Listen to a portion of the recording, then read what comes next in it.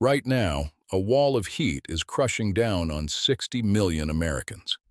Records are on the line from the Great Lakes to the East Coast, and it feels like a story about this summer. It isn't. This exact moment was written down 200 years ago by people who never saw an air conditioner. How does a heat wave in 2026 connect to a stack of forgotten scientific papers reaching all the way back to 1824? This is the 200-year story behind today's record heat. Our story starts in Paris in 1824. Joseph Fourier is a mathematician, and he is stuck on a simple question. Why does the Earth hold on to so much heat? Sunlight alone did not seem enough to explain it. Fourier works it out. The atmosphere lets sunlight pour in easily, but it slows the heat trying to escape back to space. He has just described, for the very first time, the effect we would one day call the greenhouse effect. He isn't predicting a disaster. He's solving a puzzle. But that puzzle is the first domino. In 1856, a woman discovered global warming with a jar of gas, and history almost erased her. Eunice Foote filled glass cylinders with different gases and set them in the sun. The one packed with carbon dioxide got the hottest. She wrote that an atmosphere of that gas would give to our Earth a high temperature, 3 years before the man who usually gets the credit. At the scientific meeting, her paper was not read by her, but on her behalf by Joseph Henry, the Smithsonian's secretary. Eunice Foote saw it first, and the world looked away. 3 years later, in a London laboratory, John Tyndall finally proved it. At the Royal Institution, he built a device called a differential thermopole and beamed heat through tubes filled with different gases.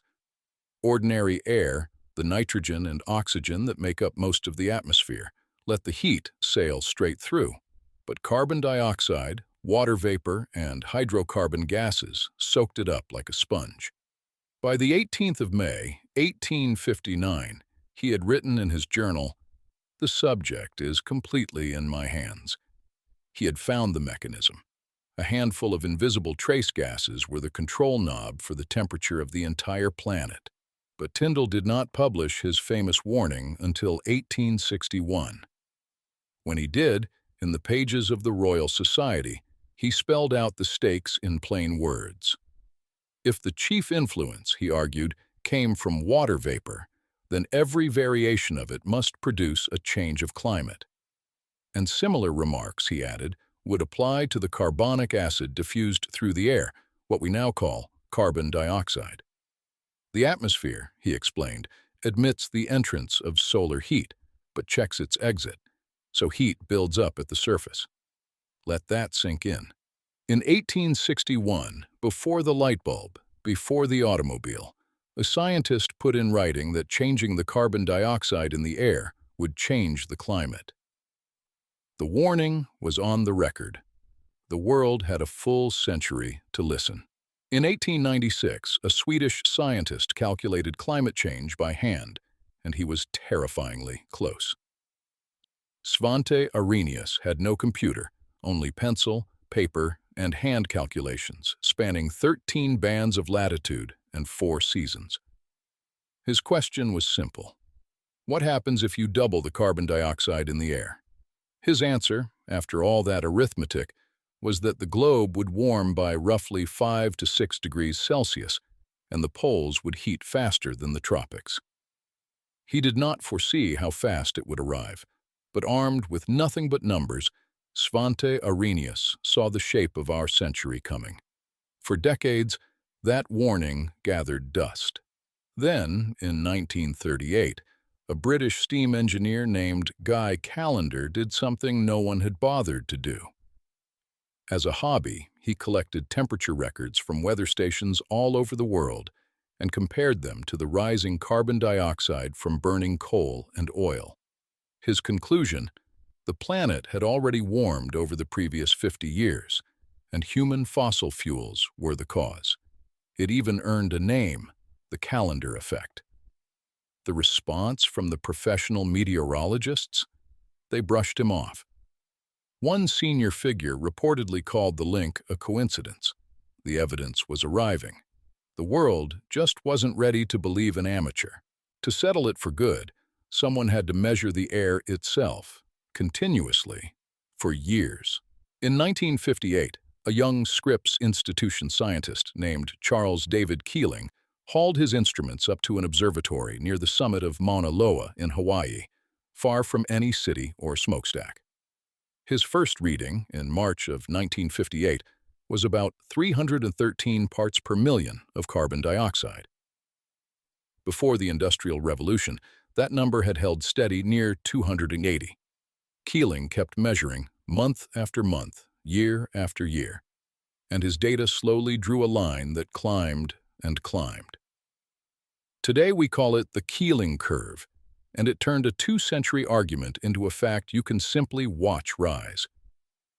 For 180 years, this was a story about scientists. Now it becomes a story about people. In the summer of 2003, a heat wave settled over Europe, the hottest the continent had seen since at least the year 1540.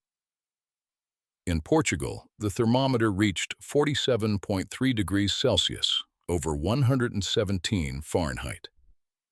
Cities built for mild summers had no defense. When the counting was finally done, the heat had killed more than 70,000 people across Europe. Heat leaves no rubble and no flood line on the wall. That is exactly why, for 2 centuries, we kept underestimating it. A heat dome is what happens when the sky slams a lid over an entire region. Here is how it works. The jet stream, the fast river of air that steers our weather, buckles into a giant omega shape, and then stalls.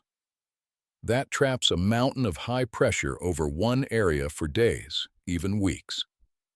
Under the dome, air sinks, and sinking air compresses and heats up, while the high pressure blocks any clouds, storms, or cool breezes from slipping in.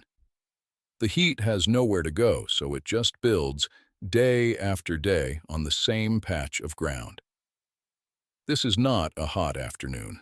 It is a lid on the atmosphere, pinning the heat against the ground. In June 2021, a heat dome parked over the Pacific Northwest and broke records that were not supposed to be breakable. In the village of Lytton, British Columbia, the temperature hit 49.6 degrees Celsius, about 121 Fahrenheit, the hottest ever recorded anywhere in Canada. The very next day, Lytton burned to the ground in a wildfire. Portland, Oregon shattered its all-time record 3 days running.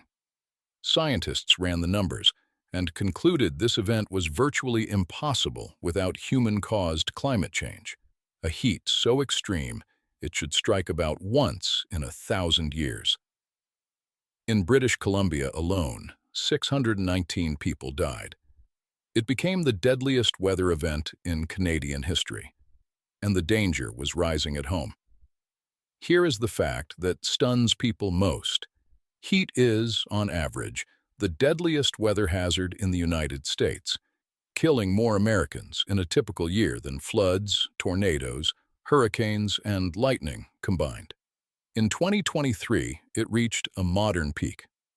The official count of U.S. heat deaths topped 2,400, the highest in more than 4 decades of records, and scientists who model the hidden toll believe the true number was several times larger.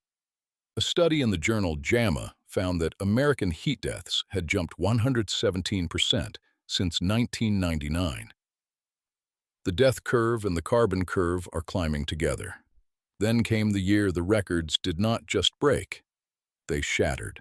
2024 became the hottest year ever measured, the first full calendar year to run about 1.55 degrees Celsius above pre-industrial temperatures, according to the World Meteorological Organization.